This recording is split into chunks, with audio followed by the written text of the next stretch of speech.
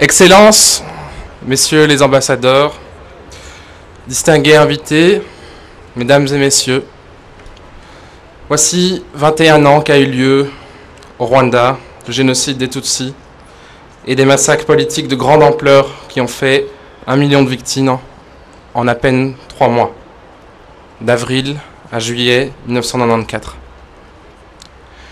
Voici 21 ans qu'ici, à Bruxelles, nous, simples citoyens rwandais, belges ou d'autres origines, nous défilons en portant des flambeaux de la mémoire jusqu'à ce lieu symbolique, en face du palais de justice de Bruxelles.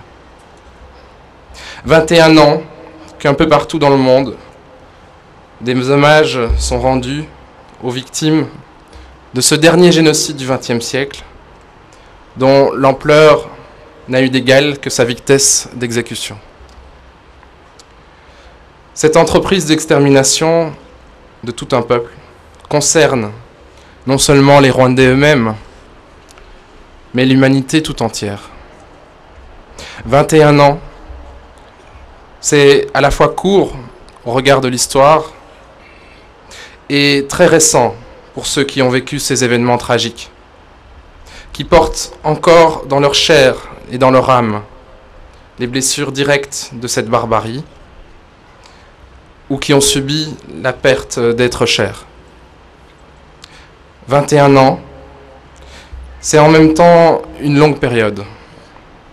Le temps d'une vie pour la génération née cette année, 1994, pour ceux-là qui étaient trop jeunes, ou ceux qui sont nés après le génocide, mais qui ont grandi, confrontés à l'absence d'un père ou d'une mère, ou d'autres membres de leur famille, qui ont vécu ces commémorations année après année. Ce génocide a aussi marqué pour eux, d'une empreinte indélébile, leur identité, que ce soit là-bas au Rwanda ou ailleurs dans le monde. À ces jeunes qui grandissent avec cet héritage, comment leur dire l'indicible ? Comment transmettre l'inconcevable ? Je souhaiterais partager une petite anecdote personnelle. Il y a quelques années, j'ai été amené à aider un élève de 6e année du secondaire pour la rédaction d'un travail consacré à la réconciliation au Rwanda après le génocide de 1994.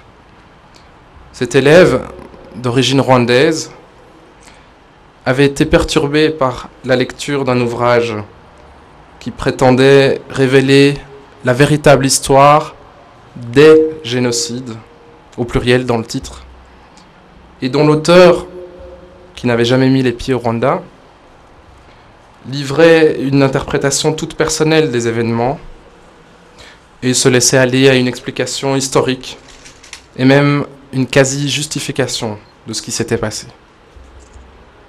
Pour un jeune qui est confronté à ce type de discours, il n'est pas évident de faire la part des choses et de se réapproprier une réflexion saine sur un épisode de son histoire, tant ce sujet fait polémique. Comment garder un esprit ouvert et en même temps un esprit critique et opposer des arguments solides face aux arguments fallacieux des négationnistes. Cet héritage du génocide est lourd à porter. Pourtant, il nous faut l'assumer tous ensemble, car il continue d'affecter ceux qui le portent, et si l'on n'y prête pas attention, les germes de la haine peuvent aisément renaître sur le terreau fertile de l'ignorance. 70 ans après la libération du camp de concentration d'Auschwitz, jamais il n'a semblé aussi important de réaffirmer la nécessité de transmettre ce flambeau de la mémoire aux générations futures.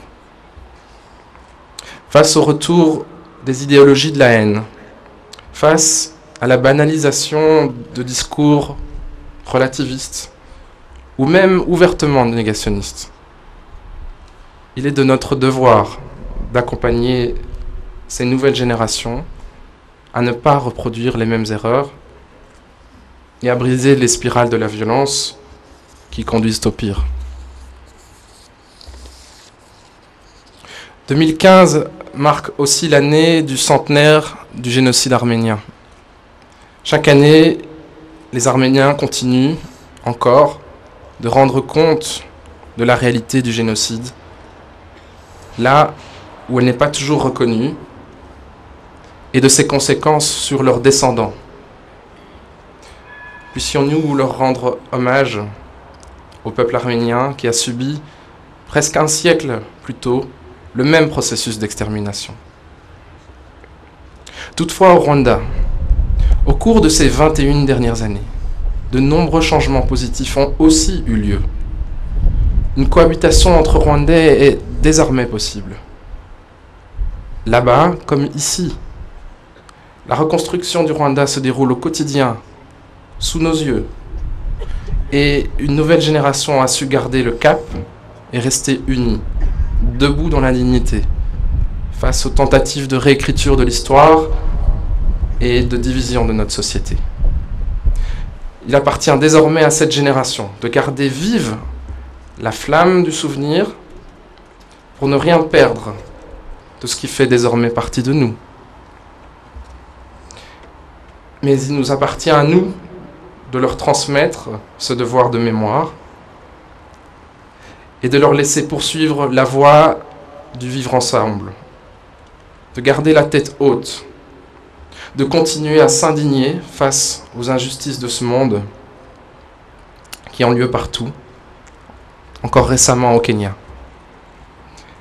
et de puiser aux sources de leur potentiel l'inspiration pour redessiner le Rwanda de demain. Je vous remercie.